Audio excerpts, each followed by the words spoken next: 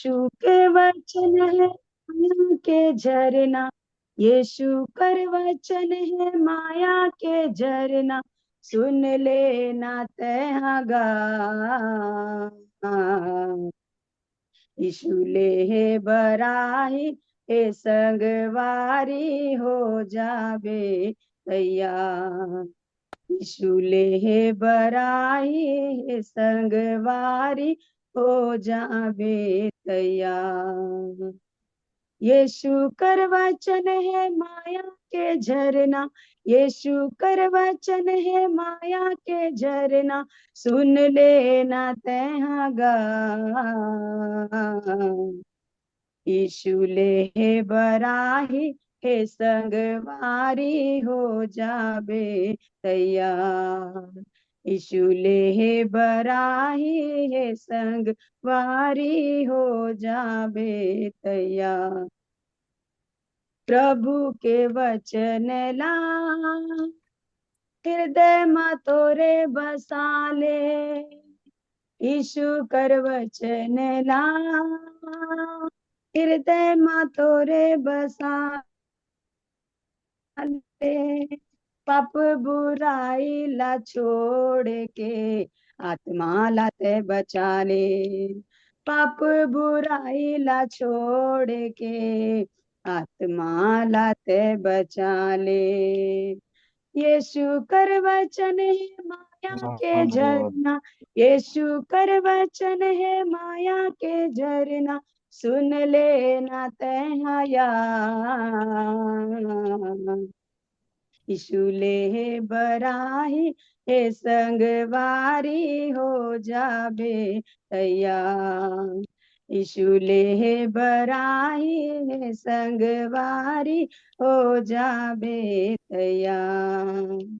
चूल्हे बराही हे संगवारी हो जावे तैयार। आमीन। Praise the Lord, hallelujah. प्रभु यीशु मसीह के मधुर नाम में आप सबको फिर से जय मसीह की। आगे के समय हमारे बीच में परमेश्वर के वचन को लेके परमेश्वर का दास चिकागो से हमारे बीच में जुड़े हैं। काफ़ी वर्ष से परमेश्वर की सेवकाई में हैं। उनका एक प्रेयर लाइन प्रतिदिन चलते रहते हैं। प्रभु को मैं धन्यवाद स्तुति करता हूँ। മുന്നോട്ടുള്ള സമയം ദൈവവചന ശുശ്രൂഷയ്ക്കായിട്ട് കർത്താവിൻ്റെ ദാസൻ പാസ്റ്റർ അനീഷ് ജോണിനെ स्नेहपूर्वक क्षणिക്കുന്നു। आइए मिलकर ताली बजा के परमेश्वर के दास के हम स्वागत करेंगे। ब्रदर जॉयल उसके अनुवाद करेंगे।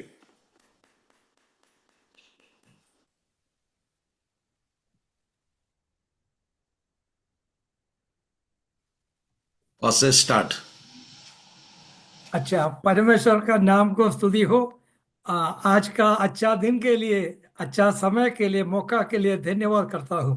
Thank you very much pastor for ഇന്ന് എന്നെ ഈ മീറ്റിങ്ങിലേക്ക് ക്ഷണിച്ചതിൽ വളരെ സന്തോഷം. കർത്താവ് നൽകിയിരിക്കുന്ന ഈ നല്ല സമയത്തിനായിട്ട് ഞാൻ ദൈവത്തെ സ്തുതിക്കുന്നു. പാസ്റ്റർ ജോസഫ് ജോൺ നേരത്തെ സൂചിപ്പിച്ചതുപോലെ ഞാൻ ഷിക്കാഗോ പ്രെയർ ലൈൻ എന്ന ഒരു സൂം മീറ്റിംഗ് നടത്തുകയാണ്. सभी को जय मसीह की। और इस सुंदर मीटिंग में मुझे आमंत्रित करने के लिए मैं परमेश्वर के दास जोसेफ जॉन का मैं धन्यवाद करता हूं। और जिस प्रकार परमेश्वर के दास ने पहले बताया है कि मैं शिकागो प्रेयर लाइन नाम का एक जूम मीटिंग और एक प्रार्थना सभा में चलाता हूं। Chicago prayer line zoom meeting എല്ലാ ദിവസവും ഇന്ത്യൻ സമയം രാവിലെ 6 മുതൽ 7 വരെയാണ്. ഞാൻ മനസ്സിലാക്കുന്നത് ജോസഫ് ജോൺ പാസ്റ്റർ നടത്തുന്ന ഈ പ്രെയർ ലൈനും ആ സമയത്ത് തന്നെയാണ്. എല്ലാ ദിവസവും മലയാളത്തിൽ, പിന്നെ ചൊവ്വാഴ്ച രാവിലെ തമിഴില്, അതുപോലെ തന്നെ ശനിയാഴ്ച രാവിലെ ഹിന്ദിയിൽ മീറ്റിംഗ് നടത്തുന്നു. ദൈവകൃപയാൽ കഴിഞ്ഞ 5 വർഷമായിട്ട് ആ മീറ്റിംഗ് വളരെ നല്ല രീതിയിൽ മുടക്കം കൂടാതെ മുന്നോട്ട് പോകുന്നു. ഞാൻ മനസ്സിലാക്കുന്നത് ഒരു ഹിന്ദി മീറ്റിങ്ങിന് പാസ്റ്റർ ജോസഫ് ജോൺ അതിലെ തിരുവചനം സംസാരിച്ചിരുന്നു. और ये जो हमारा जो शिकागो प्रेयर लाइन जो है वो मीटिंग 6 बजे से 7 बजे तक चलते हैं। और मेरी जानकारी के अनुसार आपकी जो ये सभा भी है ये भी 6 से 7 बजे तक चलती है। हमारे जो प्रेयर लाइन है वो गुरुवार के दिन जो है वो तमिल में चलती है और शनिवार के दिन हिंदी में चलती है। और एक बार हमारे सभा में परमेश्वर के दास ने अपने वचन से बातें किए भी है और हमारी ऐसी हम प्रार्थना सभाएं चलते हैं। ഈ പ്രയർ ലൈൻ ജോസഫ് ജോൺ പാസ്റ്ററുടെ നേതൃത്വത്തിൽ വളരെ ശക്തമായി നടക്കുന്നു എന്ന് കാണുന്നതിൽ വളരെ സന്തോഷമുണ്ട്. കർത്താവ് ഈ പ്രയർ ലൈന് പൂർവാധികം ശക്തമായി കൂടുതൽ അനുഗ്രഹിക്കട്ടെ. ചെയ്യുന്ന പാസ്റ്ററും കുടുംബവും ചെയ്യുന്ന എല്ലാ പ്രവർത്തനങ്ങളെയും കർത്താവ് ധാരാളമായിട്ട് അനുഗ്രഹിക്കട്ടെ. നിങ്ങളെല്ലാവരെയും കർത്താവ് അനുഗ്രഹിക്കട്ടെ എന്ന് ഞാൻ പ്രാർത്ഥിക്കുകയും ഷിക്കാഗോ പ്രയർ ലൈനിന്റെ പേരിലുള്ള എല്ലാ ആശംസകളും ഞാൻ നേരുകയും ചെയ്യുന്നു. और आपकी ये जो आराधना सभा है और प्रार्थना जो सभा है वो अच्छे से परमेश्वर चलाते हैं।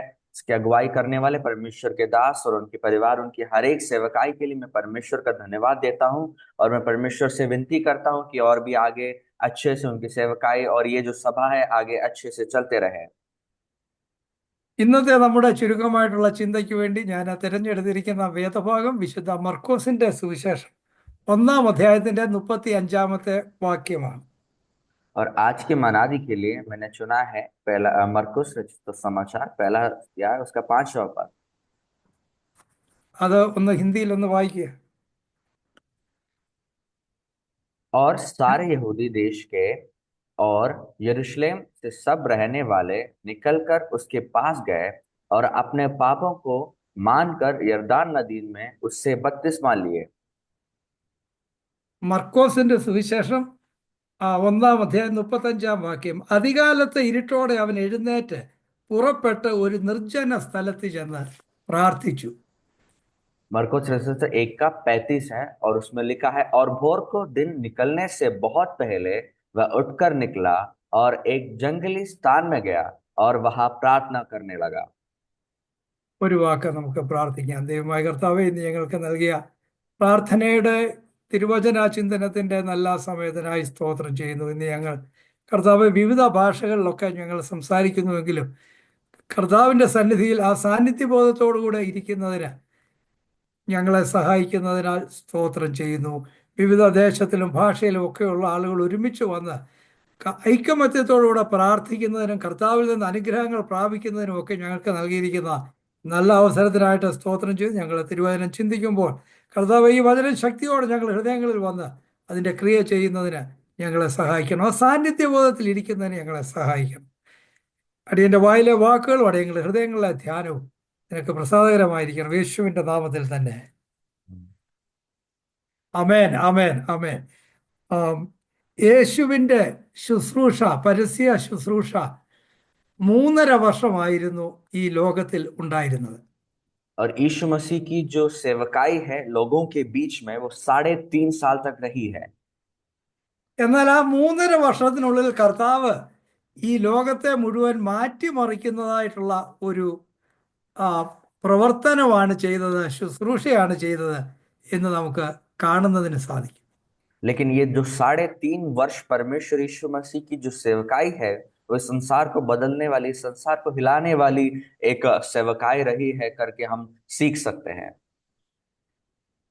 കർത്താവിന്റെ ശുശ്രൂഷ പ്രധാനമായിട്ട് 3 വിധത്തിലുള്ള ശുശ്രൂഷയായിരുന്നു. ഒന്നാമതായിട്ട് പ്രീച്ചിങ്, പ്രസംഗ ശുശ്രൂഷ. രണ്ടാമതായിട്ട് ടീച്ചിങ്, പഠിപ്പിക്കുന്ന പ്രബോധന ശുശ്രൂഷ. മൂന്നാമതായിട്ട് ഹീലിംഗ്, രോഗസൗഖ്യം. और परमेश्वर की जो सेवकाई है वो 3 तरह की सेवकाई रही है। पहला परमेश्वर का सेवकाई प्रचार की सेवकाई रहा है, दूसरा परमेश्वर यीशु मसीह की सिखाने वाली सेवकाई रही है और तीसरा परमेश्वर की जो है चंगाई करने वाली सेवकाई रही है। എന്നാൽ ഈ 3.5 വർഷം കർത്താവ് ചെയ്ത ഈ ശുശ്രൂഷ സ്ഥലകാല പരിമിതികളെയൊക്കെ അതിജീവിച്ചുകൊണ്ട്, എല്ലാവിധ പരിമിതികളെ അതിജീവിച്ചുകൊണ്ടുള്ള ഒരു ശുശ്രൂഷയായിരുന്നു. और जो 3.5 वर्ष तक उन्होंने जो सेवकाई किया है वो हर एक जगह और हर एक समय की परिस्थितियों को और जो सीमाओं को पार करते हुए एक सेवकाई उन्होंने किया है।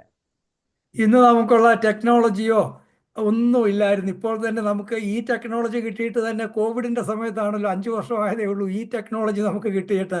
പല രാജ്യങ്ങളിലുമൊക്കെ ഇരുന്ന് കണ്ടുകൊണ്ട് നമുക്ക് സംസാരിക്കാനും ഒരു മീറ്റിങ്ങിൽ ആയിരിക്കാനും കഴിയുന്നു. എന്നാൽ ഞാൻ പലപ്പോഴും ചിന്തിക്കാറുണ്ട്, കർത്താവ് ആ, തൻ്റെ ആ പ്രസംഗം കഴിഞ്ഞപ്പോൾ 5000 പുരുഷന്മാർക്കാണ് ആഹാരം കൊടുത്തത്. 5 അപ്പം കൊണ്ട് 5000 പേരെ പോഷിപ്പിച്ചു. അപ്പോൾ 5000 പുരുഷന്മാരുണ്ടെങ്കിൽ സ്ത്രീകളും കുട്ടികളും കൂടെ ഒരു 10000 പേര് കാണും. അപ്പം 10-15 പേരോട് പ്രസംഗിക്കുക. ഞാൻ പലപ്പോഴും ചിന്തിക്കാറുണ്ട്, ആ മൈക്രോഫോണോ ഒന്നും ഇല്ലാതെ എങ്ങനെയാണ് ഇത്രയും പേരോട് സംസാരിക്കാൻ കഴിഞ്ഞത്. എന്നാൽ ആ പരിമിതികൾക്കുള്ളിൽ അന്ന് യാത്രാ സൗകര്യങ്ങളില്ലാതെ ഇന്നുള്ളത് പോലെയുള്ള ഒരു സൗകര്യങ്ങളുമില്ല. എന്നാൽ ആ പരിമിതികൾക്കുള്ളിൽ നിന്ന് വളരെ ശക്തമായിട്ട് കർത്താവ് അതിൻ്റെ ശുശ്രൂഷ ചെയ്തു. और मैं कई बार सोचता हूँ कि अब हमारे पास जो आधुनिक तकनीक है, आधुनिक विद्याएं है, जो हमें हमें हाल ही में प्राप्त हुई है, कोविड के बाद हमें ऐसी परिस्थितियां मिले, ऐसी विद्या मिली, तकनीकी मिली है जिसमें हम इतनी दूर बैठ के एक दूसरे से बात कर सकते हैं और एक ही सभा में भागी हो सकते हैं। लेकिन यीशु मसीह के समय में हमने सीखा है, देखा है कि वो 5000 पुरुषों से अधिक लोगों को परमेश्वर के वचन सुनाया है और उनको खाना खिलाया है। उसका अर्थ यह है कि महिला और बच्चे सब मिला के करीब 10,000 लोग उस सभा में थे, उस झुंड में थे। और यीशु मसीह वहां उनको प्रचार, उनकी बंदी में प्रचार करते थे। उनके मध्य, उनके पास कोई माइक्रोफोन नहीं थे, उनके पास कोई स्पीकर नहीं थे, कोई भी आधुनिक उपकरण नहीं थे। उसके बाद भी उनके पास उन्होंने 10,000 लोगों को और अधिक लोगों को परमेश्वर का वचन जब सुनाते हैं तो सभी लोगों की ने आवाज सुना है और सभी लोगों ने उस प्रचार को सुना है। ये कैसे हुआ है, कई बार मैं सोचता हूँ। ഇന്ന് പലരും പല ദേവദാസന്മാരും പറയുന്നത് കേട്ടിട്ടുണ്ട്. ഞാൻ ആരെയും കുറ്റം പറയുകയല്ല.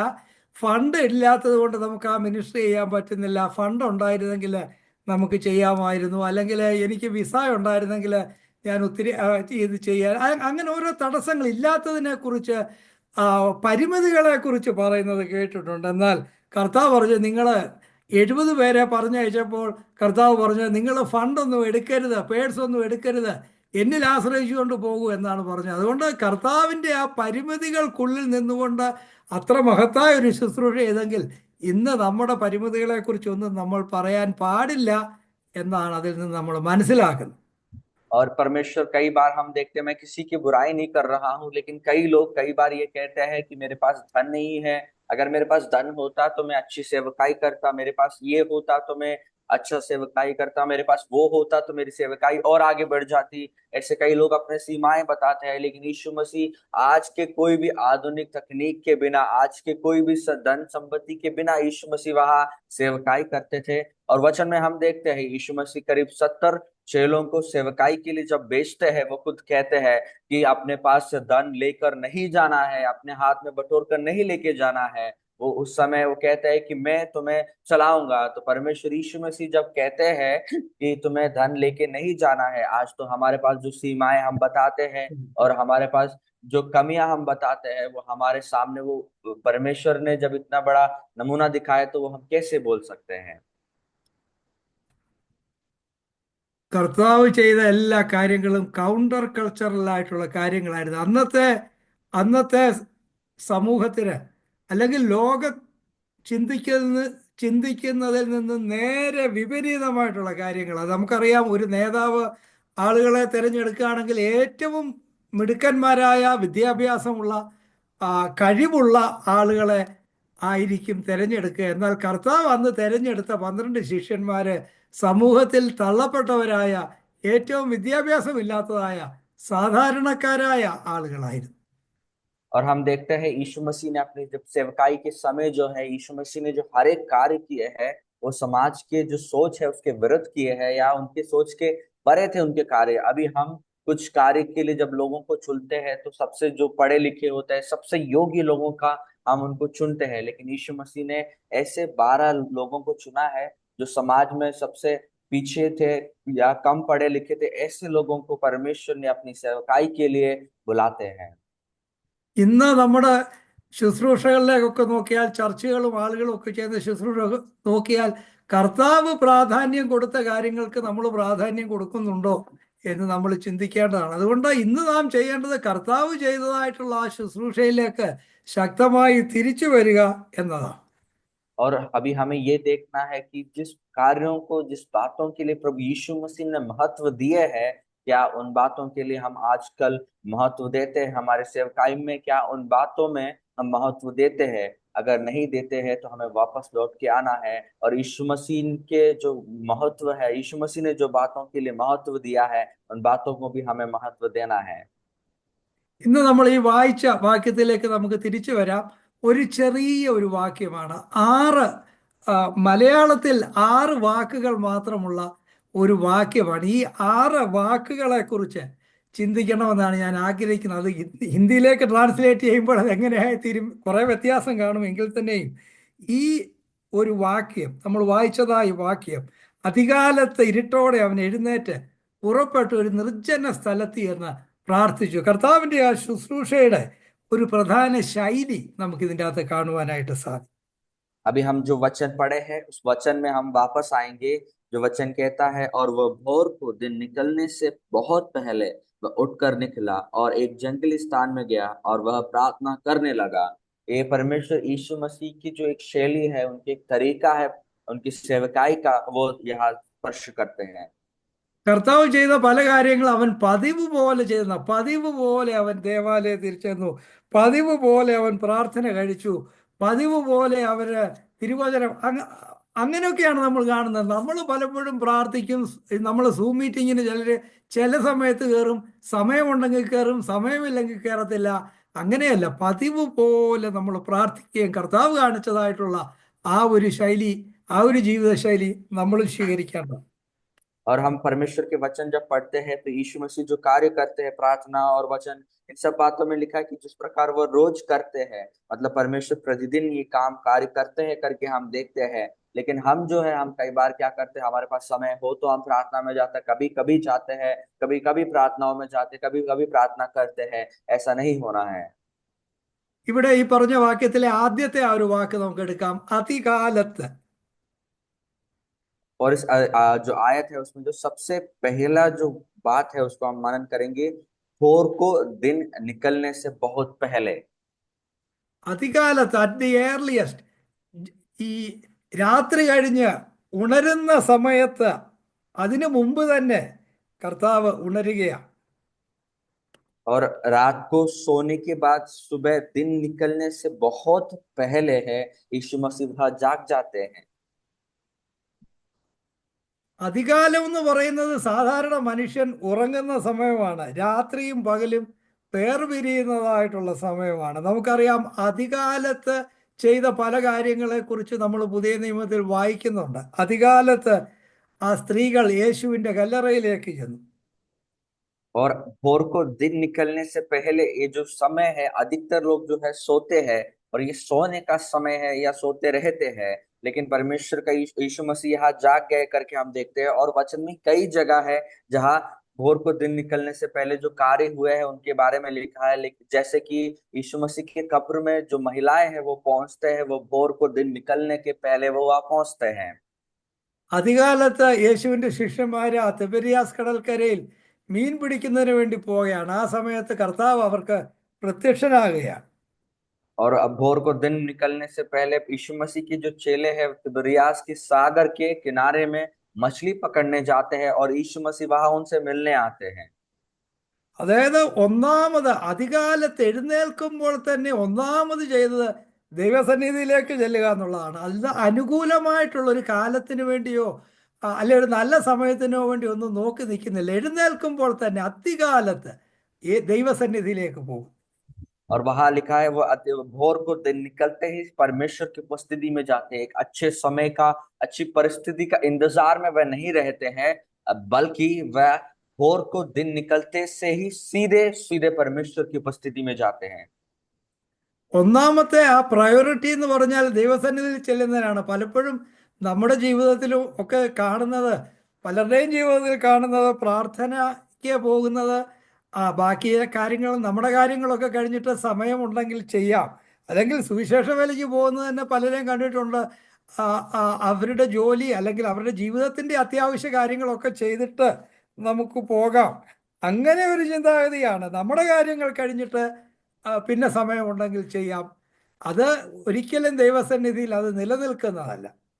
और यहाँ हम देखते हैं प्राथमिकता को देखते हैं, हमारी जो प्रथम स्थान हमारे जीवन में हम किस बातों के लिए देते हैं। यहाँ यीशु मसीह लिखा है कि वो भोर को उठते से ही प्रार्थना के लिए गए हैं, लेकिन हम क्या करते हैं, कई बार हम अपनी कार्यों को करने के बाद हमें जब समय बचता है तो हम प्रार्थना करते हैं, नहीं बचता तो कई बार हम प्रार्थना नहीं करते हैं। हमारे हर एक जो बातें हैं उन बातों के बाद हम समय निकालने की कोशिश करते हैं, लेकिन हमारे जीवन में जो प्राथमिकता है वो प्रार्थना परमेश्वर की उपस्थिति के लिए होना है। ഇംഗ്ലീഷിൽ ഇങ്ങനെ ഒരു വാചകമുണ്ട്, God doesn't look at our ability but he look at our availability. और अंग्रेजी में एक वाक्य जो है कहते हैं कि वो हमारे क्षमता को नहीं देखता है, लेकिन हमारी उपस्थिति, हम कितनी देर उनके लिए उपस्थित है वह वो देखते हैं। പ്രിയമുള്ളവരെ, അതുകൊണ്ട് നമ്മുടെ ജീവിതത്തിൽ നമ്മൾ മുഖ്യ സ്ഥാനം കൊടുക്കുന്നത് എന്തിനാണ്? നമ്മുടെ പ്രിഫറൻസ്, പ്രയോറിറ്റീസ് എന്താണ്? അതാണ് ദൈവം നോക്കുന്നത്. കർത്താവ് അധികാലത്ത് എഴുന്നേറ്റ് ദൈവസന്നിധിയിലേക്ക് പോവുകയാണ്. നമ്മൾ അത് തന്നെയാണ് ചെയ്യേണ്ടത്. ഒന്നാമതായിട്ട് ജീവിതത്തിൽ എഴുന്നേൽക്കുമ്പോൾ തന്നെ കർത്താവിൻ്റെ സന്നിധിയിലേക്ക് പോവുക. ഇങ്ങനെ ഒരു പഴഞ്ചൊല്ല്, ഇങ്ങനെ ഒരു വാചകം ഇംഗ്ലീഷിൽ കേട്ടിട്ടുണ്ട്: if you don't meet God first thing in the morning, devil will come and meet you. और हमारे जीवन में भी हमें प्राथमिकता परमेश्वर को देना है, प्रार्थना को परमेश्वर की उपस्थिति में देना है। हमें भोर को उठते से ही परमेश्वर की उपस्थिति में जाना है, प्रार्थना करना है।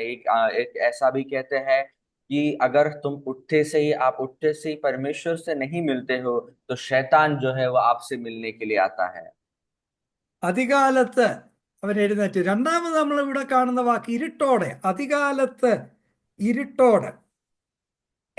और जो दूसरा जो पद है वो मलयालम में हम देखते हैं कि वह अंधेरा था उस समय। നൈറ്റ്സ് ഓഫ് ബൈബിൾ, ഈ രാത്രികളെ കുറിച്ച് ബൈബിളിൽ വളരെയധികം പറയുന്നുണ്ട്. ഇരുട്ടിന്റെ പ്രവൃത്തി, ഇരുട്ടിന്റെ പ്രവൃത്തി എന്ന് ഉദ്ദേശിക്കുന്നത് ദൈവമില്ലാത്ത ഒരു, ദൈവത്തിന് ഹിതകരമല്ലാത്ത പ്രവൃത്തി എന്ന്. और बाइबल में परमेश्वर के वचन में अंधकार को या रात को बहुत बार बताया गया है, और अंधकार से वो दर्शाता ये है कि परमेश्वर की बिना जो समय है, जो समय जहाँ परमेश्वर नहीं है या परमेश्वर की कार्य जब नहीं हो रहा है। ഇരുട്ട് തിന്മയെ കാണിക്കുന്നു. അതുപോലെ തന്നെ ബൈബിളില് രാത്രി എന്ന് പറയുന്നത് അസാധ്യതകളുടെ സമയമാണ്, പ്രയോജനരഹിതമായ സമയമാണ്, നിഷ്ഫലതയുടെ സമയമാണ്.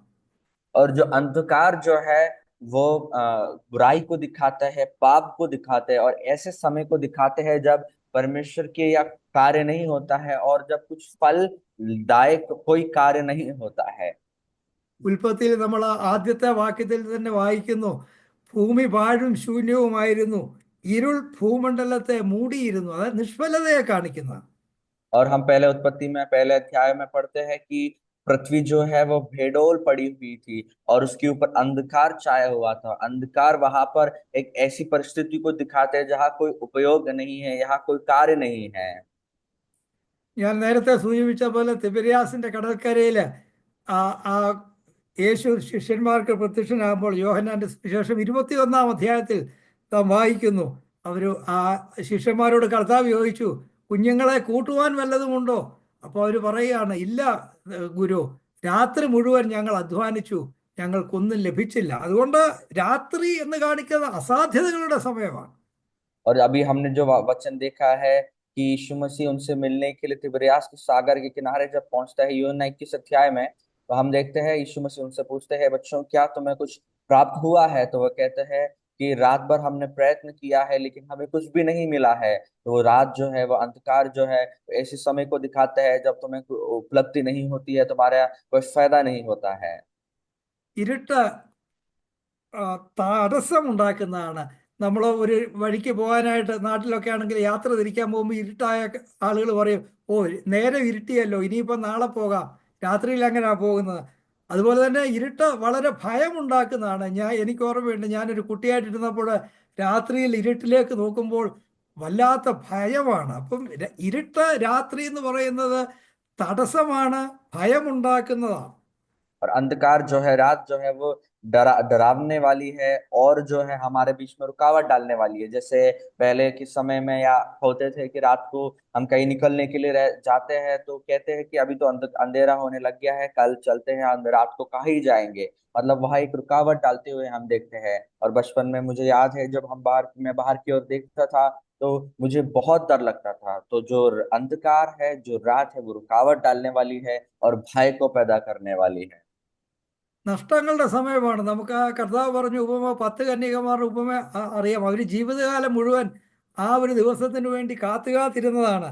എന്നാൽ ആ രാത്രിയിലാണ് മണവാളൻ വരുമ്പോൾ അവരുടെ ജീവിതത്തിൽ കാത്തിരുന്ന ആ അവരെ പ്രതീക്ഷകളെല്ലാം നഷ്ടപ്പെട്ടു പോയ ഒരു സമയം. അതുപോലെ തന്നെ ഇല്ലായ്മയുടെ സമയമാണ്. അർദ്ധരാത്രിയിൽ ഒരു സ്നേഹിതൻ എൻ്റെ വീട്ടിൽ വന്നു എന്ന് പറഞ്ഞ ഒരു സ്നേഹിതൻ്റെ വീട്ടിൽ ചെന്ന് അപ്പം വായ്പ ചോദിക്കുകയാണ്. ഇല്ലായ്മകളുടെ സമയമാണ് രാത്രി.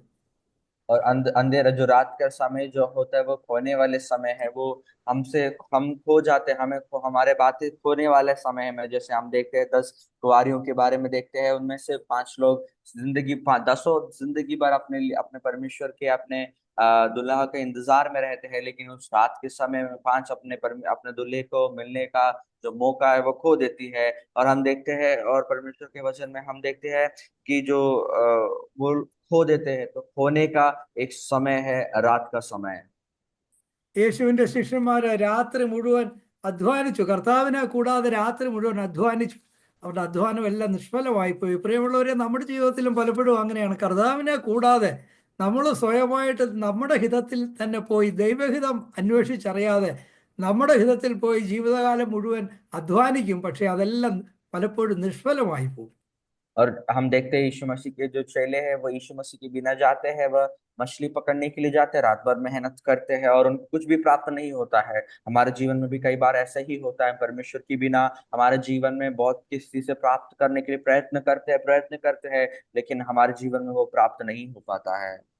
നമ്മളിവിടെ വായിച്ചത് അധികാലത്തെ ഇരുട്ടോടെ അസാധ്യതയുള്ള സമയത്ത് ആ തടസ്സത്തെയൊക്കെ അതിജീവിച്ചുകൊണ്ട് കർത്താവ് പ്രാർത്ഥിക്കുന്നതിന് വേണ്ടി പോവുകയാണ്. എന്നാൽ ഇന്ന് നമ്മൾ പലരും പറയുന്നത് കേട്ടിട്ടുണ്ട്, കുറച്ചുകൂടെ ഒക്കെ സൗകര്യം ഉണ്ടായിരുന്നാൽ ഞാൻ പ്രാർത്ഥനയ്ക്ക് വരായിരുന്നു, ഈ തടസ്സങ്ങളുള്ളതുകൊണ്ടാണ് എനിക്ക് വരാൻ പറ്റാത്തത് എന്നൊക്കെ നമ്മൾ കേട്ടിട്ടുണ്ട്. എന്നാൽ കർത്താവ് ആ തടസ്സങ്ങളൊക്കെ അതിജീവിച്ചുകൊണ്ട് പ്രാർത്ഥിക്കുന്നതിന് വേണ്ടി പോവുകയാണ്. और हम देखते हैं वो भोर को निकलकर बहुत पहले ही प्रार्थना करने जाते हैं। आज के समय में कई लोग कहते हैं हमारे पास सुविधा कम है, थोड़ी और सुविधा होती तो हम प्रार्थना में आ पाते कर कहते हैं। लेकिन यीशु मसीह को हम देखते हैं हर एक परिस्थितियों के मध्य में भी वो प्रार्थना के लिए तैयार होकर जाते हैं। അധികാലത്തെ ഇരുട്ടോടെ അവൻ എഴുന്നേറ്റ്. മൂന്നാമതായിട്ട് നമ്മൾ കാണുന്ന വാക്കാണ് എഴുന്നേറ്റ്. और तीसरा जो पद हम देखते हैं वो कहते हैं उठकर। എഴുന്നേൽക്കുക എന്നത് ബൈബിളിൽ വളരെയധികം ശക്തമായി ഉപയോഗിച്ചിട്ടുള്ള ഒരു വാക്കാണ്. और ये जो उठकर, ये जो पद है वचन में बहुत ही सामर्थ्य के साथ उपयोग किया हुआ शब्द है। അതിന് ദൈവശാസ്ത്രപരമായും ആത്മീയമായും ധാരാളം അർത്ഥതലങ്ങളുള്ള ഒരു വാക്കാണ് എഴുന്നേൽക്കുക. और जो उठकर जाना यानी उठना, ये जो शब्द है उसको बहुत ही गहराई से सीखा जाता है और समझाया जाता है और समझा जाता है। നെഹമ്യാവിന്റെ പുസ്തകത്തിൽ നമുക്കറിയാം, അവിടെ നെഹമ്യാവ് പറയാണ് എഴുന്നേറ്റ് പണിയുക, ശത്രുക്കള് ഒക്കെ എറൈസ് ആൻഡ് ബിൽഡ്. ശത്രുക്കൾ വന്ന് ഇടിഞ്ഞു കിടക്കുന്നതായ ആ യെരുശലേം നഗരത്തിന്റെ മതിലുകൾ പണിയാനായിട്ട് പോയപ്പോൾ ശത്രുക്കൾ വന്ന് അതിനെ തടസ്സപ്പെടുത്തുകയാണ്. അപ്പം നെഹമ്യാവ് പറയാണ് ഈ തടസ്സങ്ങളെയൊക്കെ അതിജീവിച്ചുകൊണ്ട് ഞങ്ങൾ എഴുന്നേറ്റ് പണിയും. और नहम्याह के किताब में हम देखते हैं, भविष्यवाणी की किताब में, कि वो कहते हैं उठकर काम कर, क्योंकि वो अपने जो परमेश्वर के मंदिर की मरम्मत कर रहे हैं, उनको निर्माण करते हैं। जो शत्रु है, नहीं शहर बना के निर्माण करते, जो शत्रु है वो शत्रु आते हैं और वो शत्रु उनको रोकने की कोशिश करते हैं। तो यिर्मयाह कहते हैं इन परिस्थितियों को, इन परेशानियों को भूल जाओ और उठकर अपने कार्यों को कर। നമുക്കറിയാം ഏലിയ പ്രവാചകൻ വലിയ വലിയ കാര്യങ്ങളൊക്കെ ചെയ്ത് പാലിന്റെ 900 കൂടുതൽ പ്രവാചകന്മാരെയൊക്കെ കൊന്ന് കർത്താവിന് വേണ്ടി നിന്നിട്ട്, പക്ഷേ ഇസബൽ അവിടുത്തെ രാജ്ഞി ഏലിയാവിനെ കൊല്ലാൻ തുടങ്ങിയപ്പോഴത്തേക്ക് ഭയപ്പെട്ട് ചൂരച്ചെടിയുടെ തണലിൽ പോയി കിടന്നിട്ട് പറയുകയാണ്, ഡിപ്രഷനൊക്കെ ആയിപ്പോയിട്ട് പറയുകയാണ്, എനിക്കങ്ങ് മരിച്ചാൽ മതി, ദൈവമേ നീ എൻ്റെ ആത്മാവിനെ അങ്ങ് എടുക്കുക, എനിക്ക് ചത്താൽ മതി എന്നൊക്കെ പറയുകയാണ്. ആ സമയത്ത് കർത്താവ് തൻ്റെ ദൂതനെ വിട്ട് ഏലിയാവിനോട് പറയാണ്, ഏലിയാവേ നീ എഴുന്നേൽക്കുക, നീ ഇവിടെ കിടക്കേണ്ടവരല്ല, നീ എഴുന്നേറ്റ് തിന്നുക, നീ ശക്തി പ്രാപിച്ച് നിനക്ക് അനേകം കാര്യങ്ങൾ ചെയ്യാനുണ്ട്, അതുകൊണ്ട് നീ എഴുന്നേൽക്ക്. और हम देखते हैं जो इलिया के बारे में, हम भविष्यवक्ता के बारे में देखते हैं, वो 900 से अधिक बाल के जो भविष्यवक्ताओं को मारने के बाद, परमेश्वर की बहुत कार्य करने के बाद, जो इसेबेल राजकुमार इसेबेल जो थी, उसने उससे कहा कि मैं तुम्हें मार दूंगी, तो डर जाता है। वह डर के एक पौधे के बीच में जाके छुप जाता है और वह कहता है परमेश्वर मुझे मार दे, मुझे मरना ही बेहतर है करके वो निराशा में वहां पड़े रहता है। यीशु मसीह परमेश्वर अपने स्वर्गदूत को भेजकर कहते हैं कि उठकर यहाँ से निकल। നമുക്കറിയാം ഗത്ശമനയിൽ യേശു ശിഷ്യന്മാരോട് ചെന്നിട്ട് ശിഷ്യന്മാരോട് പറഞ്ഞു, നിങ്ങൾ അവിടെ ഇരുന്ന് പ്രാർത്ഥിക്ക് എന്ന് പറഞ്ഞിട്ട് യേശു പോയി പ്രാർത്ഥിക്കുകയാണ്, പിതാവേ ഈ പാനപാത്രം ഞാൻ കുടിക്കണമോ, എന്ത് വേണം എന്നൊക്കെ ഇങ്ങനെ വളരെ ശക്തമായി പ്രാർത്ഥിക്കുകയാണ്. എന്നിട്ട് വന്നപ്പോൾ തിരിച്ച് ശിഷ്യന്മാരുടെ അടുത്ത് വന്നപ്പോൾ അവർ ക്ഷീണം കൊണ്ട് ഉറങ്ങിപ്പോയി. അപ്പോൾ യേശു പറയാണ്, എഴുന്നേൽക്കാം, നമുക്ക് പോകാം. എവിടേക്കാണ് പോകുന്നത്? കാൽവറിയിലേക്ക്. താൻ എന്തിനു വേണ്ടി ലോകത്തിൽ അവതരിച്ചോ അത് പൂർണ്ണമാക്കുന്നതിന് വേണ്ടി എഴുന്നേൽക്കാം. और यीशु मसीह का समना के जो वाटिका में प्रार्थना करते हैं परमेश्वर, ये जो परमेश्वर से प्रार्थना करते हैं, उनके ऊपर जो आने वाली है वो मुझसे दूर करके प्रार्थना करते हैं, लेकिन वो कहते हैं कि प्रभु में आपकी इच्छा पूरी हो। उसके बाद वो वापस आते हैं, वो अपने चेलों को थक कर सोते हुए देखते हैं, तो वो कहते हैं उठो और चलते हैं, उठकर चलो करके वो कहते हैं, क्योंकि वो इस संसार में जो मुख्य उद्देश्य से आया है, वो उस उद्देश्य को पूर्ति करने के लिए कालवरी की पहाड़ की ओर जाना है करके वो कहते हैं, तो वो कहते हैं उठकर चलो। എഴുന്നേൽക്കുക എന്ന് പറയുന്നത് ആയിരിക്കുന്ന സ്ഥലത്ത് നിന്നും ആയിരിക്കേണ്ട സ്ഥലത്തേക്ക് പോകുന്നതായ ഒരു പ്രക്രിയയാണ്. From being to becoming. और उठकर चलना जो अर्थ शब्द है उसका, जो उठकर निकलना, और उसका अर्थ यह है कि जिस परिस्थिति में हम है, जिस जगह में हम है, वहां से उठकर जहां हमें होना है, जो हमें करना है, उसकी ओर जाने की जो प्रक्रिया है, या जो जाने को हम कहते हैं कि उठकर निकलना। ദൈവം നമ്മെക്കുറിച്ച് ആഗ്രഹിക്കുന്ന ഒരു തലത്തിലേക്ക് നാം വളരണമെന്നുണ്ടെങ്കിൽ ഇന്ന് നാം ആയിരിക്കുന്ന സ്ഥലത്ത് നിന്നും ഒന്ന് എഴുന്നേൽക്കേണ്ടതായുണ്ട്. और हमें जिस तल पर परमेश्वर हमें पहुंचाना है, जिस परिस्थिति में हमें लेके जाने के लिए परमेश्वर चाहते हैं, वहां तक यदि हमें पहुंचना है, तो जिस परिस्थिति में हम है वहां से हमें उठकर निकलना होगा। യെശയ്യാവിന്റെ പുസ്തകം 60-ാം അധ്യായത്തിൽ നമ്മൾ വായിക്കുന്നുണ്ട്, എഴുന്നേൽക്ക, നിന്റെ പ്രകാശം വന്നിരിക്കുന്നു, ഉദയശോഭയും നിന്റെ മേൽ ഉദിച്ചിരിക്കുന്നു. അതുകൊണ്ട് ദൈവം പറയാണ്, നീ ഇനി ഇങ്ങനെ ഇരിക്കണ്ട, എൻ്റെ പ്രകാശം നിന്റെ മേൽ വന്നിരിക്കുകയാണ്, നീ അതുകൊണ്ട് ആയിരിക്കുന്ന സ്ഥലത്ത് നിന്ന് നീ ഒന്ന് എഴുന്നേൽക്ക്, നീ എഴുന്നേറ്റ് നീ എല്ലാവരുടെ മുന്നിൽ ഒന്ന് പ്രകാശിക്കൂ എന്ന് ദൈവം പറയുകയാണ്. और वहां हम देखते हैं कि यशायाह की जो किताब है उसके 60वां अध्याय में देखते हैं, उठकर प्रकाशमान हो, तुम्हारा परमेश्वर आ गया है, तो तुम्हें आगे जाना है करके वहां लिखा है। तो उस प्रकार जब परमेश्वर कहते हैं कि हमें उठना है, यशायाह भविष्यवक्ता कहते हैं हमें उठना है, हमें प्रकाशमान होना है, क्योंकि हमारा परमेश्वर आ गया है। നമുക്ക് അറിയാം, ഡിപ്രഷനൊക്കെ വന്ന ആളുകൾ മിക്കവാറും സമയം ഒരിടത്ത് കിടക്കും, അല്ലെങ്കിൽ ഒരിടത്തിരിക്കും, അവർക്കൊന്നും ചെയ്യാനായിട്ടൊരു ഉത്സാഹമില്ല. നമുക്കറിയാം, അങ്ങനെ ഡിപ്രഷനും ഒക്കെ വന്നാൽ ഇങ്ങനെ എപ്പോഴും അങ്ങ് കിടക്കുകയാണ്. എന്നാൽ കർത്താവ് പറയുന്നത്, നീ ഇങ്ങനെ കിടക്കേണ്ടവനല്ല, നീ എഴുന്നേൽക്കുക. നിരാശരായിട്ട് ഇരിക്കുന്ന ആളുകളോട്, മടിയരായിട്ടിരിക്കുന്ന ആളുകളോട് കർത്താവ് പറയാണ്, നീ ആയിരിക്കുന്ന സ്ഥലത്ത് നിന്ന് ഒന്ന് എഴുന്നേൽക്ക്. और जो लोग तनाव से गुजरते हैं, जो परेशान है, वो अधिकतर अक्सर एक ही जगह रहना पसंद करते हैं, वो सोते रहना या बिना कुछ करे कहीं एक जगह टिके रहना पसंद करते हैं, तनाव में, दुख के कारण, परेशानियों के कारण। लेकिन परमेश्वर कहते हैं कि उठो, अपने निराशा को छोड़कर अपने तनाव से उठना है तुम्हें। जो आलस्य के साथ बैठे हैं उनको परमेश्वर कहते हैं कि उठो, निकलो। അതികാലത്തിരുട്ടോടെ അവൻ എഴുന്നേറ്റ് പുറപ്പെട്ട്, അടുത്ത വാക്കാണ് പുറപ്പെട്ട്. 4-ാമത്തെ വാക്കാണ് പുറപ്പാടെന്ന് പറയുന്നത്. വളരെ സാങ്കത്യമുള്ള, വളരെയധികം അർത്ഥതലങ്ങളുള്ള ഒരു വാക്കാണ് ബൈബിളിൽ. നമുക്കറിയാം, 2-ാമത്തെ പുസ്തകം തന്നെ, ബൈബിളിലെ 2-ാമത്തെ പുസ്തകത്തിന്റെ പേര് തന്നെ പുറപ്പാടെന്നാണ്. അടിമത്തത്തിൽ നിന്നും പുറപ്പെടുന്നതിന്റെ ചരിത്രം ആണ് അവിടെ നമ്മൾ വായിക്കുന്നത്. और अगला पथ जो इस अध्याय में आयत में हम देखते हैं वो है निकलना है। निकलना, उसका बहुत ही गहरा अर्थ परमेश्वर ने रखा है, क्योंकि हम देखते हैं परमेश्वर के वचन की जो दूसरा किताब है निर्गमन जो है, उस किताब का अर्थ ये है कि हमें अपने गुलामी से निकलना है। एक निकलने की अवस्था को वो किताब सिखाता है कि गुलामी से निकल कर जा रहे हैं, वो निकलना, उस पद से परमेश्वर बहुत गहरा अर्थ रखते हैं। യേശുവിൻ്റെ ജീവിതം തന്നെ പുറപ്പാടിൻ്റെ ഒരു ചരിത്രമാണ്. കർത്താവ് പുറപ്പെട്ടു പോയത് മറ്റുള്ള ജനങ്ങൾ പോകാത്ത സ്ഥലങ്ങളിലേക്ക്, അന്ന് യഹൂദന്മാർ ഒരിക്കലും പോകാൻ ഇഷ്ടപ്പെടാത്ത, പോകാത്തതായ ശമരിയരുടെ പട്ടണത്തിലേക്ക് യേശു എന്ന് അവിടെ സുവിശേഷം പറയുകയാണ്. और यीशु मसीह के हम देखते हैं, यीशु मसीह जो है वो एक निकल कर दूसरे जगहों में जाने की उनकी सेवकाई रही है। जहाँ लोग जाना पसंद नहीं करते थे, जहाँ कोई नहीं जाते थे, वहां वो जाते थे, सेवकाई करते थे। जैसे हम देखते शमरिया में जब यहूदी लोग नहीं जाते थे, कोई जाना पसंद नहीं करते थे, यीशु मसीह वहां जाकर सेवकाई करते हैं, वो निकलते हैं और वह जाते हैं। പുറപ്പാട് വളരെ വേദന ഉണ്ടാക്കുന്നതാണ്. നമുക്ക് ആയിരിക്കുന്ന സ്ഥലത്ത് നിന്നും എല്ലാം വിട്ട് നമുക്ക് പരിചിതമായ ആളുകളെയൊക്കെ വിട്ടു പോകുക എന്ന് പറയുന്നത് വളരെ ദുഃഖകരമായ ഒരു സാഹചര്യമാണ്. എന്നാൽ വിശ്വാസത്തോടു കൂടെയുള്ള പുറപ്പാടാണ്. അബ്രഹാമിനോട് ദൈവം പറഞ്ഞു, നീ ആയിരിക്കുന്ന സ്ഥലത്ത് നിന്ന് നിന്റെ പിതൃഭവനത്തെ ഒക്കെ വിട്ട് നീ പുറപ്പെട്ടു പോകുക. വിശ്വാസത്താൽ എവിടേക്ക് എന്നറിയാതെ അബ്രഹാം പുറപ്പെട്ടു പോയി. निकलना कहीं से निकल कर अपने घर बार छोड़कर जाना जो है बहुत दुख की बात है, बहुत वेदना दिलाने वाली बात है।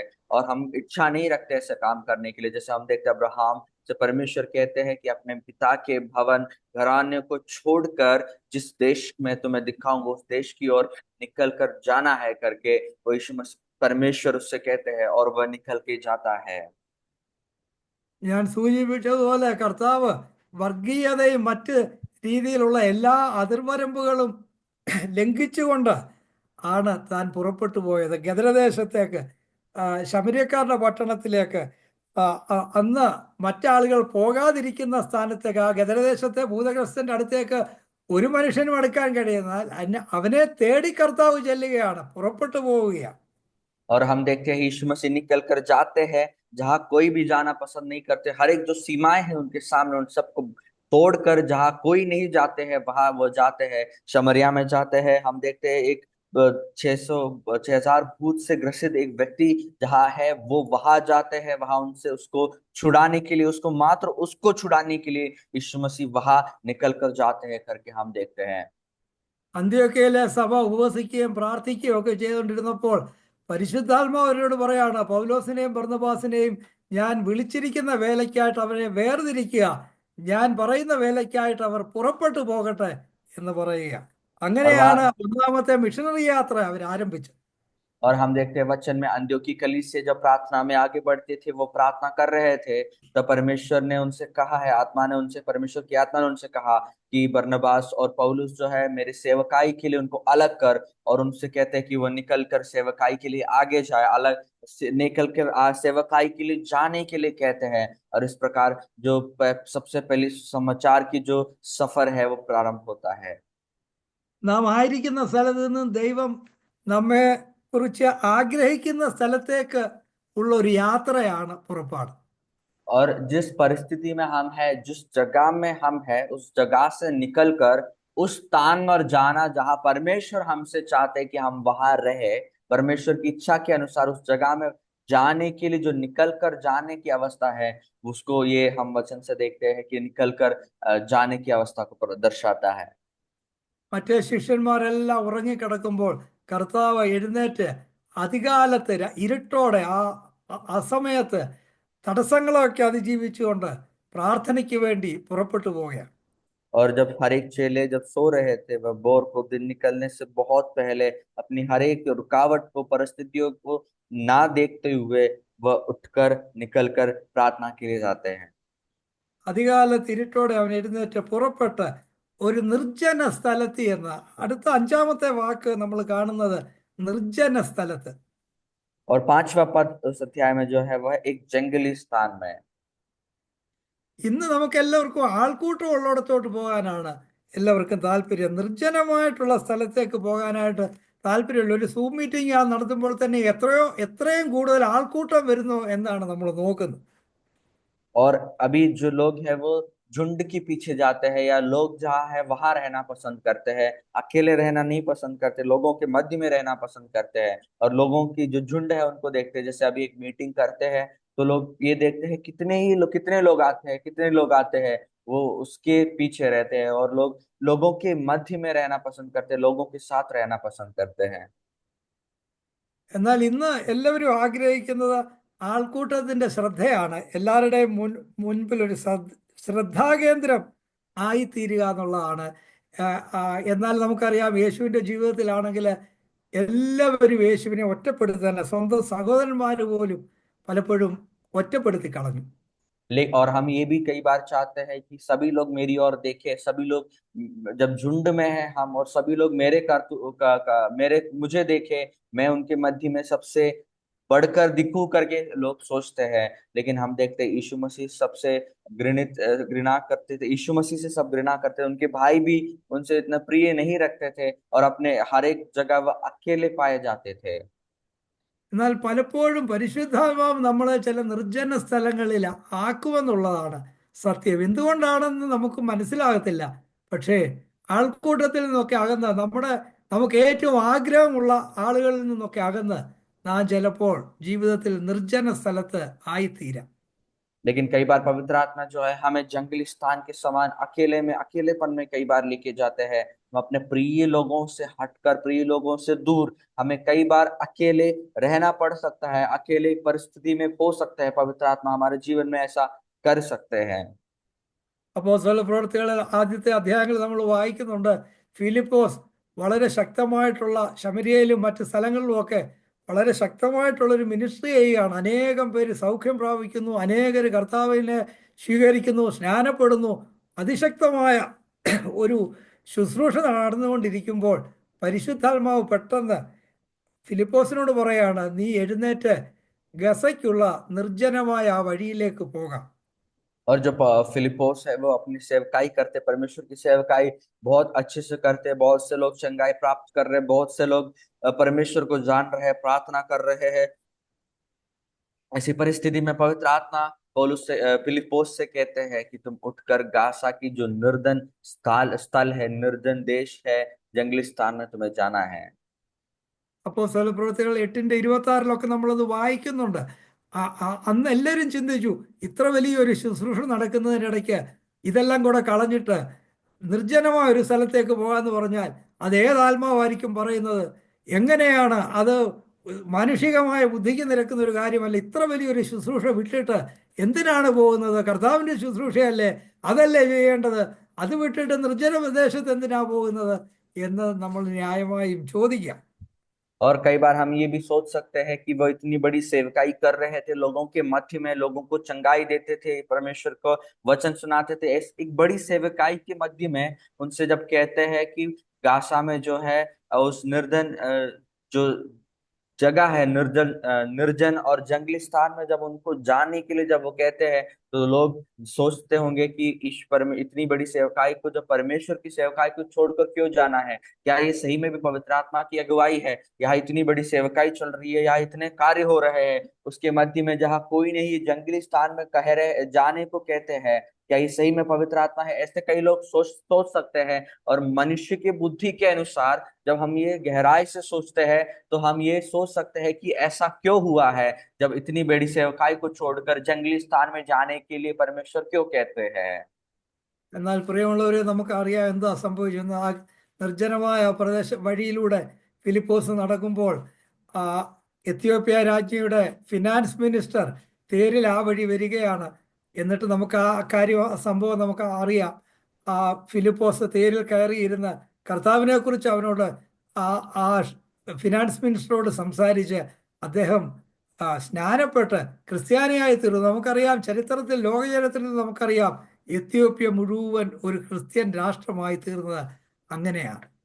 और लेकिन हम देखते हैं जो खोजा जो था, वो खोजा उधर से सफर करके जा रहे थे, यात्रा करके जा रहे थे। एथियोपिया की जो एथियोपिया की राज्ञी थी, उनकी जो खोजा था वो उधर यात्रा करके जा रहा था, और वह उधर मिलते हैं और उनसे परमेश्वर के वचन बताते हैं, यशायाह की किताब हम देखते हैं, उसको बताते हैं और वह यीशु मसीह को मानता है, वह बपतिस्मा लेता है। और इसी प्रकार वो जो देश है, वो देश में परमेश्वर का वचन पहुंचता है और वो देश एक मसीही राज्य बन जाता है करके हम देखते हैं।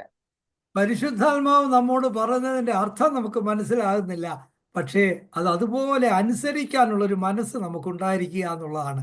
ഫിലിപ്പോസിന് ഒരു പക്ഷേ എന്തിനാണ് ഞാൻ നിർജ്ജനദേശത്തേക്ക് പോകുന്നത്, വിജനമായ വഴിയിലേക്ക് പോകുന്നത് മനസ്സിലായില്ല. എങ്കിലും പരിശുദ്ധാത്മാവാണ് തന്നോട് സംസാരിക്കുന്നതെന്ന് വിവേചിച്ചറിയുകയും അത് പൂർണ്ണമായി ചോദ്യം ചെയ്യാതെ അനുസരിക്കുകയും ചെയ്തു. ഇന്ന് നാം അങ്ങനെയാണ് ചെയ്യേണ്ടത്. पवित्र आत्मा हमसे जब कहते हैं कुछ करने के लिए, तो हमें ये समझना है कि पवित्र आत्मा कह रहा है। और पवित्र आत्मा जो कहते हैं वो बिना शक किए, भले हमें समझ में नहीं आए कि पवित्र आत्मा क्यों कहते हैं करने के लिए, लेकिन वो बिना शक किए पवित्र आत्मा जो कहते हैं वो करने के लिए हमें तैयार होना है। तो और फिलिपोस जिस प्रकार तैयार होता है, वो समझता है कि वो पवित्र आत्मा कह रहा है। उसे नहीं मालूम क्यों कह रहे हैं जंगली स्थान में जाने के लिए, लेकिन वो समझता है और जिस प्रकार पवित्र आत्मा करने के लिए कहते हैं वह करने के लिए तैयार हो जाता है। हमें भी हम इन दिनों में पवित्र आत्मा जैसे हमसे कहते हैं करने के लिए, हमें वैसे करने के लिए तैयार होना है। നമ്മുടെ ജീവിതത്തിലും പലപ്പോഴും ആളുകളെല്ലാം നമ്മുടെ കൂടെ ഉണ്ടെങ്കിലും ചിലപ്പോൾ നിർജ്ജനത, ഏകാന്തത, ഒറ്റപ്പെടൽ നമുക്ക് നമ്മൾ അനുഭവിക്കും.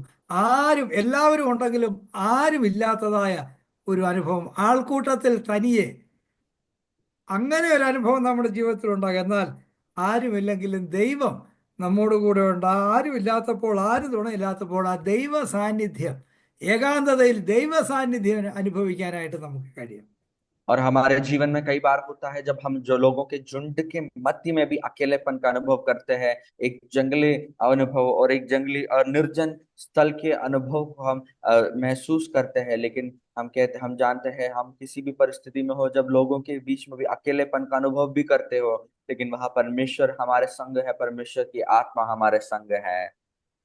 പലപ്പോഴും നമ്മുടെ ജീവിതത്തിൽ സംഭവിക്കുന്നതായിട്ടുള്ള വളരെ ദോഷകരമെന്ന് നമ്മൾ തോന്നുന്ന കാര്യങ്ങളുടെ അർത്ഥം നമുക്ക് മനസ്സിലാകില്ല. ഒരു ഉദാഹരണം ഞാൻ എപ്പോഴും ചിന്തിക്കാറുള്ളത്, അപ്പോസ്തല പ്രവൃത്തികൾ 8-ാം അധ്യായത്തിൽ സ്തേഫാനോസിന്റെ മരണശേഷം, സ്തേഫാനോസിനെ കൊല ചെയ്തതിന് ശേഷം യെരുശലേമിലെ സഭ ആകെ ചിതറിപ്പോയി.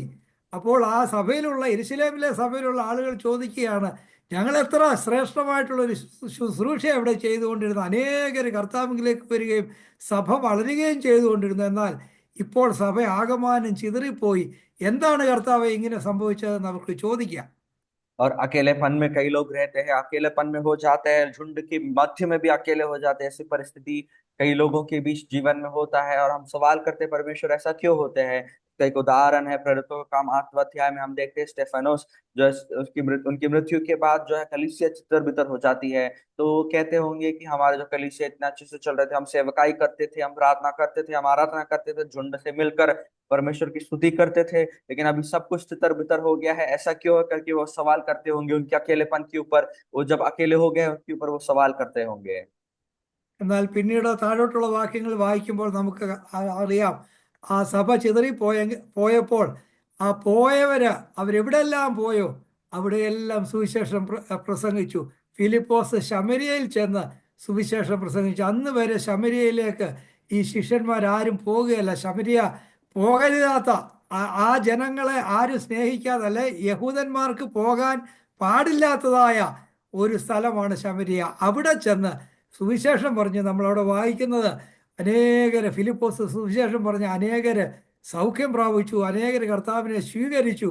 അങ്ങനെ ധാരാളം വളരെ സന്തോഷം ആ പട്ടണത്തിൽ, ശമരിയയിൽ വളരെ സന്തോഷമുണ്ടായി. അതുകൊണ്ട് യെരുശലേമിലെ സഭയ്ക്കുണ്ടായ വേദന ശമരിയയിലെ വിജാതീയരായ തള്ളപ്പെട്ടതായ ജനങ്ങൾക്ക് കർത്താവിലേക്ക് വരുന്നതിനും അവരുടെ ജീവിതം സന്തോഷമാകുന്നതിനും മുഖാന്തരമായി തീർന്നു. അതുകൊണ്ട് ഇന്ന് സഭ, നോർത്ത് ഇന്ത്യയിലെ സഭ വളരെയധികം പീഡനമൊക്കെ അനുഭവിക്കുന്നുണ്ട്. പക്ഷേ കർത്താവിന് അതിലൊരു ഉദ്ദേശമുണ്ട് എന്ന് നാം മനസ്സിലാക്കേണ്ടത്. और जो उस समय की जो कलीसिया ने जो पीड़ा सहा है, वो जो पीड़ा जो है वो बहुत उनके लिए दुख का कारण था, उनके लिए वो दुख का कारण था। वो सोचते होंगे कि क्यों हो रहा है, लेकिन वो कलीसिया जो हम आगे के पदों में हम देखते हैं, जहां जहां तितर बितर होकर जाने वाले लोग जहां जहां गए हैं, वहां वहां कलीसिया स्थापित होते हैं, कली वहां लोग धार पाते हैं, चंगाई पाते हैं। हम देखते हैं फिलिप्पोस उसके बाद शमरिया में जाते हैं। शमरिया में हम देखते हैं उस जगह में यहूदी लोग जाना पसंद नहीं करते थे, जाते भी नहीं थे, लेकिन वहां पर फिलिप्पोस जाते हैं, सुसमाचार सुनाते हैं, बहुत से लोग विश्वास में आते हैं। और हम इस प्रकार देखते हैं कि जो परिस्थितियां जो कलीसिया के ऊपर आई है, जो दुख आई है, जो क्लेश संकट आए हैं, वो कलीसिया की बढ़ोतरी का कारण बना है। इस प्रकार हमारे जो नॉर्थ इंडिया में जो कलीसिया में दिक्कत आते हैं, परेशानी आते हैं, वो जो परमेश्वर की सेवकाई की और बढ़ोतरी के लिए, परमेश्वर की राज की और बढ़ोतरी के लिए है। അധികാലത്ത് ഇരുട്ടോടെ അവൻ എഴുന്നേറ്റ് പുറപ്പെട്ട ഒരു നിർജ്ജന സ്ഥലത്ത് എന്ന് പ്രാർത്ഥിച്ചു. ആറാമത് നമ്മൾ ചിന്തിക്കുന്ന വാക്ക് പ്രാർത്ഥിച്ചു. और जो छठवां पद जो है, आखिरी पद जो इस आयत हम अध्याय से हम देखते हैं, वो ये है कि वह प्रार्थना करने के लिए गए हैं। കർത്താവ് പറയാണ് നിരന്തരമായ പ്രാർത്ഥന, മടുത്തു പോകാതെ നിങ്ങൾ പ്രാർത്ഥിക്കണം. നമുക്ക് അറിയാം, പൗലോസ് പറയുന്നുണ്ട് ഇടവിടാതെ പ്രാർത്ഥിപ്പി. और पौलुस कहते हैं कि लगातार प्रार्थना में लगे रहो। കർത്താവ് പറഞ്ഞു മടുത്തു പോകാതെ നിങ്ങൾ പ്രാർത്ഥിക്കണം. वो कहते हैं कि बिना थके हमें प्रार्थना करना है। ഇടവിടാതെ പ്രാർത്ഥിക്കുക എന്ന് പറഞ്ഞാൽ എന്താണ്? നമുക്ക് അങ്ങനെ വേറെ ഒരു ജോലിയും ചെയ്യാതെ ഇടവിടാതെ പ്രാർത്ഥിച്ചുകൊണ്ടിരിക്കാൻ ഒക്കുമോ? ഇടവിടാതെ പ്രാർത്ഥിക്കുക എന്നുള്ളതിൻ്റെ അർത്ഥം കർത്താവുമായിട്ടുള്ള ബന്ധത്തിൽ നിരന്തരമായി നാം നിലനിൽക്കുക. നമ്മുടെ ജീവിതത്തിൽ ഒരു നിമിഷം പോലും കർത്താവുമായിട്ടുള്ള ബന്ധത്തിൽ നിന്ന് നമ്മൾ മാറിപ്പോകാൻ പാടില്ല എന്നതാണ് അതുകൊണ്ട് ഉദ്ദേശിക്കുന്നത്. और हमें लगातार प्रार्थना में लगे रहना, उसका अर्थ क्या है? उसका अर्थ ये नहीं है कि हर समय हमें सिर्फ प्रार्थना करना है, हमारे काम दाम सब छोड़कर हमें सिर्फ प्रार्थना करना है, ये नहीं है। लेकिन हमेशा हर समय परमेश्वर का धन्यवाद करते रहना है, परमेश्वर से प्रार्थना करते रहना है। നമുക്കറിയാം 12 ശിഷ്യന്മാരെ കർത്താവ് തിരഞ്ഞെടുക്കുന്നതിന് മുമ്പുള്ള രാത്രിയിൽ അവൻ രാത്രി മുഴുവൻ പ്രാർത്ഥിച്ചു എന്നാണ് നാം വായിക്കുന്നത്. और हम देखते हैं यीशु मसीह अपने 12 चेलों को चुनने के पहले है, वो रात भर प्रार्थना किया करके हम देखते हैं। ശിഷ്യന്മാരെ വിട്ടിട്ട് അവൻ മലയിലേക്ക് കയറിപ്പോയി പ്രാർത്ഥിച്ചു. वो अपने चेलों को छोड़कर वह पहाड़ पर जाकर प्रार्थना किया। ഇവിടെ നമ്മൾ ഈ വായിച്ച ഈ കുറുവാക്യമായി വായിച്ച വാക്യത്തിൽ തന്നെ ശിഷ്യന്മാരെല്ലാം ഉറങ്ങിക്കിടക്കുമ്പോൾ അധികാലത്ത് ഇരുട്ടോടെ അവൻ എഴുന്നേറ്റ് നിർജ്ജന സ്ഥലത്തേക്ക് എന്ന് പ്രാർത്ഥിക്കുക, ഏകാന്തമായിട്ടിരുന്ന ആ പിതാവുമായിട്ടുള്ള ബന്ധത്തിൽ പ്രാർത്ഥിക്കുകയാണ്. और हम देखते हैं कि सब जब सो रहे थे, सब नींद में थे, वह दिन में भोर को उठकर निकल कर अपने पिता से वो प्रार्थना करते हैं, वो अपने संबंध के पिता के साथ वो प्रार्थना करते हैं। ദൈവം ആത്മാവാകുന്നു. അതുകൊണ്ട് നമ്മൾ ദൈവത്തോട് പ്രാർത്ഥിക്കുമ്പോൾ നമ്മൾ ആത്മാവിൽ പ്രാർത്ഥിക്കണം. പ്രാർത്ഥിക്കുക എന്ന് പറഞ്ഞാൽ പലപ്പോഴും നമ്മുടെ ആവശ്യങ്ങളൊക്കെ ഇങ്ങനെ കർത്താവിനോട് പറഞ്ഞു, കർത്താവ് എനിക്ക് അത് തരണേ, ഇത് തരണേ, എനിക്ക് നല്ല ജോലി തരണേ, എൻ്റെ ടെസ്റ്റ് പാസ്സാകണേ എന്നൊക്കെ പറയുന്നത് മാത്രമല്ല പ്രാർത്ഥന. പ്രാർത്ഥനയുടെ പ്രധാന ഭാഗം കർത്താവിൽ നിന്ന് കേൾക്കുക എന്നുള്ളതാണ്. और अभी हम कई बार प्रार्थना करते हैं, परमेश्वर मेरे लिए ये करना, वो करना, ये करना, ये नहीं है प्रार्थना, लेकिन परमेश्वर की जो आवाज है वो सुनना है, ये प्रार्थना है। പൗലോസിന്റെ പ്രാർത്ഥനകളൊക്കെ നമ്മൾ ലേഖനങ്ങളിൽ വായിക്കുന്നുണ്ടോ? എഫേസ്യർക്ക് എഴുതിയ ലേഖനത്തിൽ, അതുപോലെ തന്നെ തൻ്റെ മറ്റ് പല ലേഖനങ്ങളിൽ പൗലോസിന്റെ ദീർഘമായിട്ടുള്ള പ്രാർത്ഥനകളുണ്ട്. വളരെ ശക്തമായിട്ടുള്ള പ്രാർത്ഥനകളാണ്. പൗലോസ് എഫേസ്യർക്ക് എഴുതിയ ലേഖനം 1-ാം അധ്യായത്തിന്റെ 17-ാമത്തെ വാക്യത്തിലുള്ള ഒരു പ്രാർത്ഥന, ജ്ഞാനത്തിന്റെയും വെളിപാടിന്റെയും ആത്മാവിനെ നിങ്ങൾക്ക് ലഭിക്കേണ്ടതിനു വേണ്ടി ഞാൻ പ്രാർത്ഥിക്കുന്നു എന്നാണ്. और फिर पौलुस जो है अपने पत्रियों में देखते हैं कि वो बहुत सा प्रार्थनाएं करते हैं, परमेश्वर से प्रार्थना करते हैं। जैसे इफिसियों की पत्री पहला अध्याय उसके 17वां पद में कहते हैं कि वह परमेश्वर से ज्ञान और प्रकाश की आत्मा दे, इस प्रकार प्रार्थना करते हैं। അവന്റെ വിളിയാലുള്ള ആശ ഇന്നതെന്നും അവന്റെ മഹിമാധനം ഇന്നതെന്നും മനസ്സിലാക്കേണ്ടതിന്, അതുപോലെ തന്നെ വിശ്വസിക്കുന്നവർക്ക് വേണ്ടി വ്യാപരിക്കുന്ന ആ ദൈവശക്തിയുടെ അളവറ്റ വലുപ്പം എന്താണെന്ന് നിങ്ങളൊന്ന് അറിയേണ്ടതിന് വേണ്ടി ഞാൻ പ്രാർത്ഥിക്കുന്നു എന്നാണ് പറയുന്നത്. और वह लिखते हैं कि हमारा प्रभु यीशु मसीह जो का परमेश्वर जो महिमा का पिता है, अपने पहचान में ज्ञान और प्रकाश की आत्मा दे करके वह कहते हैं, और जो परमेश्वर की इच्छा है, परमेश्वर जो हमसे चाहते हैं वो जानने के लिए और उसको प्रार्थना करते हैं करके हम देखते हैं। ദൈവഹിതത്തിന്റെ പരിജ്ഞാനത്തിൽ നിങ്ങൾ വളരേണ്ടതിന് വേണ്ടി ഞാൻ പ്രാർത്ഥിക്കുന്നു. അതുപോലെ തന്നെ കൊലോസ്യർക്ക് എഴുതിയ ലേഖനം 4-ാം അധ്യായം 12-ാം വാക്യത്തിൽ പറയാണ്, എപ്പഫ്രാസ് നിങ്ങൾക്ക് വേണ്ടി രാപ്പകൽ പ്രാർത്ഥിക്കുന്നു. എന്താണ് അവന്റെ പ്രാർത്ഥന വിഷയം? നിങ്ങൾ തികഞ്ഞവരും ദൈവഹിതം സംബന്ധിച്ച് പൂർണ്ണ നിശ്ചയമുള്ളവരാകേണ്ടതിന് അവൻ നിങ്ങൾക്ക് വേണ്ടി രാപ്പകൽ പ്രാർത്ഥിക്കുകയാണ്. പ്രിയമുള്ളവരെ, അങ്ങനെ നമ്മൾ മറ്റുള്ളവർക്ക് വേണ്ടി പ്രാർത്ഥിക്കുന്നുണ്ടോ? മറ്റുള്ളവരുടെ അസുഖം മാറണമെന്നും ജോലി കിട്ടണമെന്നും നമ്മൾ പ്രാർത്ഥിക്കുക. എന്നാൽ ദൈവഹിതം, കർത്താവെ അവനെക്കുറിച്ചുള്ള ദൈവഹിതം നീ ഒന്ന് കാണിച്ചു കൊടുക്കണമേ, ദൈവഹിതത്തിൽ തികഞ്ഞു വരേണ്ടതിന് അതിനുവേണ്ടി നമ്മൾ പ്രാർത്ഥിക്കുന്നുണ്ടോ? और हम देखते हैं कुलुस्सियों की पत्री 4 अध्याय उसके 12वां पद में लिखा है, इपफ्रास जो तुम में से है और मसीह यीशु का दास है, तुमसे नमस्कार करता है और सदा तुम्हारे लिए प्रार्थनाओं में प्रयत्न करता है करके देखते हैं। हम कई बार दूसरों के लिए प्रार्थना करते हैं, दूसरों की अच्छाई के लिए, भलाई के लिए प्रार्थना करते हैं, लेकिन क्या उनके आत्मिक जीवन की बढ़ोतरी के लिए, उन्नति के लिए और वह सिद्ध होने के लिए, परिपूर्ण होने के लिए, उनके विश्वास में परिपूर्ण होने के लिए हम क्या प्रार्थना करते हैं प्रियो? അതുപോലെ തന്നെ നമ്മുടെ ഏറ്റവും വലിയൊരു പ്രാർത്ഥന ഇതായിരിക്കണം, ദൈവമേ എൻ്റെ ജീവിതത്തെക്കുറിച്ചുള്ള നിന്റെ ഹിതം എന്താണ്, അതെനിക്കൊന്ന് കാണിച്ചു തരണം. ആ ഹിതത്തിൽ നിലനിൽക്കുന്നതിന് എന്നെ സഹായിക്കണമേ എന്ന പ്രാർത്ഥന. പലപ്പോഴും ദൈവഹിതം നമ്മുടെ ഹിതത്തിന് വിരുദ്ധമായിരിക്കും, നേരെ എതിരായിരിക്കും. എന്നാൽ ആ ഹിതത്തിൽ, ദൈവഹിതത്തിൽ നിലനിൽക്കുവാൻ എന്നെ സഹായിക്കണമേ എന്ന് നമ്മൾ പ്രാർത്ഥിക്കാനായിട്ട് നമുക്ക് കഴിയാം. और हमें भी अपने परमेश्वर से प्रार्थना करना है कि परमेश्वर आपके हित मेरे जीवन में होने पाए। कई बार हमारा जो हित है, हमारी जो इच्छा है, वो परमेश्वर के हित के विरुद्ध हो सकता है, और परमेश्वर का इच्छा जो है वो हमारे हित के अनुसार नहीं हो सकता। लेकिन हमें प्रार्थना हमेशा ये करना है, परमेश्वर आपकी इच्छा मेरे जीवन में होने पाए, आपकी इच्छा मेरे जीवन में होने पाए। അതുകൊണ്ട് പ്രിയമുള്ളവരെ, നമ്മുടെ ജീവിതത്തിൽ ആ കർത്താവ് കാണിച്ചതുപോലെ അധികാലത്തിരുട്ടോടെ അവൻ എഴുന്നേറ്റ് പുറപ്പെട്ട ഒരു നിർജ്ജന സ്ഥലത്ത് എന്ന് പ്രാർത്ഥിക്കുകയാണ്. ആ പിതാവുമായിട്ടുള്ള ആ ബന്ധത്തിൽ നിൽക്കുകയാണ്. നമുക്കറിയാം, ഈ എല്ലാവിധ പ്രതികൂലങ്ങളും വന്നപ്പോൾ കർത്താവിനെ നിലനിർത്തിയത് ആ പിതാവുമായിട്ട്. കർത്താവ് പറഞ്ഞു, പിതാവ് കാണിച്ചതൊക്കെ ഞാൻ ചെയ്യുന്നു, ആ പിതാവിൻ്റെ ഹിതമാണ് ഞാൻ ചെയ്യുന്നത്, ആ ദൈവേഷ്ടം ചെയ്യുന്നതാണ് എൻ്റെ ആഹാരം എന്ന് പറയുകയാണ്. നമുക്ക് ഏറ്റവും ആവശ്യമായിട്ടുള്ളത് ആഹാരമാണ്. കർത്താവ് പറയാണ്, എൻ്റെ ആഹാരം എന്താണ്? ആ ദൈവേഷ്ടം ചെയ്യുന്നില്ല. പ്രിയമുള്ളവരെ, അങ്ങനെ ഒരു തലത്തിലേക്ക് വരുന്നതിന്, ദൈവേഷ്ടം തിരിച്ചറിഞ്ഞ് അത് ചെയ്യുന്നതാണ് നമ്മുടെ ആഹാരം എന്നുള്ള ആ ഒരു നിലയിലായി തീരുവാൻ നമുക്ക് കഴിയുമെന്ന്. ദൈവഹിതം എന്താണ്, നമ്മെക്കുറിച്ചുള്ള ദൈവഹിതം എന്താണ് എന്ന് നാം മനസ്സിലാക്കുകയും അതിൽ നിലനിൽക്കുകയും ചെയ്താൽ നമ്മുടെ ജീവിതം ഫലപ്രാപ്തിയുള്ളതായിത്തീരും. और हमें भी हमारे जीवन में परमेश्वर के हित को करना है। यीशु मसीह कहते हैं कि परमेश्वर का हित जो करना है वो मेरे लिए भोजन समान है। भोजन हमारे लिए बहुत महत्वपूर्ण होता है। हमारे जीवन का परिस्थिति तल को इतना हमें बढ़ाना है, ऊंचा ले जाना है कि परमेश्वर का हित को करना हमारे लिए भोजन के समान होना है। परमेश्वर के हित को हमें करना है। നമ്മുടെ എല്ലാവരുടെയും ജീവിതത്തിൽ ഒരു വിധത്തിലല്ലെങ്കിൽ മറ്റൊരു വിധത്തിലുള്ള ഒരു ബുദ്ധിമുട്ട്, പ്രതിസന്ധികൾ, പ്രതികൂലങ്ങളൊക്കെ ഉണ്ട്. എന്നാൽ കർത്താവ് നമ്മോട് പറഞ്ഞത്, ഞാൻ നിങ്ങൾക്ക് സമാധാനം തന്നേച്ചു പോകുന്നു, കണ്ടാലും എല്ലാ നാളും ഞാൻ നിങ്ങളോട് കൂടെ ഉണ്ട്. എന്തെല്ലാം പ്രതിസന്ധികൾ വന്നാലും അവർ God is bigger than all our problems. അതുപോലെ തന്നെ കർത്താവ് പറഞ്ഞിരിക്കുകയാണ്, ഞാൻ നിങ്ങളെ ഒരു നാളും അനാഥരായി കൈവിടുകയില്ല, എല്ലാ നാളും ഞാൻ നിങ്ങളോട് കൂടെ ഉണ്ട്.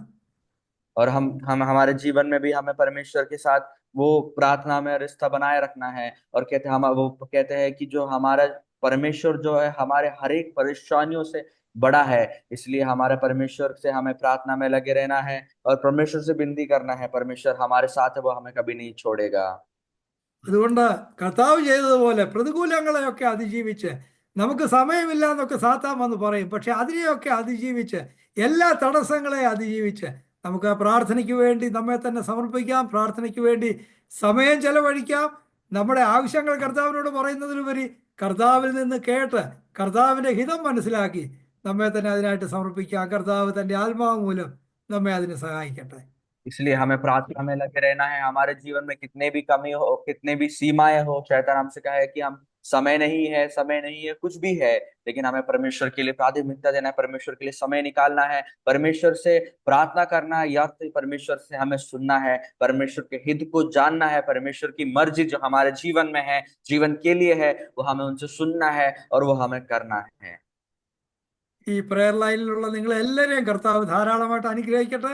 അതുപോലെ തന്നെ പ്രത്യേകമായിട്ട് പാസ്റ്റർ ജോസഫ് ജോണിനോടുള്ള സ്നേഹം, സന്തോഷം ഞാൻ പ്രകാശിപ്പിക്കുന്നു. ഈ പ്രെയർ ലൈൻ ശക്തമായി അനേകർക്ക് ഒരു അനുഗ്രഹമായി വിടുതലിന്റെ ശുശ്രൂഷയായി തീരട്ടെ എന്ന് ഞാൻ പ്രാർത്ഥിക്കുകയും ആശ്വസിക്കുകയും ചെയ്യുന്നു. കർത്താവ് നമ്മളെ എല്ലാവരെയും അനുഗ്രഹിക്കട്ടെ. Thank you. और ये प्रार्थना की सभा में उपस्थित सभी लोगों को प्रभु बहुत आय से आशीष दे, और ये प्रार्थना के सभी और सभा और अच्छे से आगे चलने पाए, बढ़ते जाने पाए, परमेश्वर की इच्छा इसमें से पूरी होने पाए, और विशेषकर परमेश्वर के दास इसको चलाते उनको प्रभु बहुत आय से आशीष दे, प्रभु सभी लोगों को आशीष और अनुग्रह देने पाए।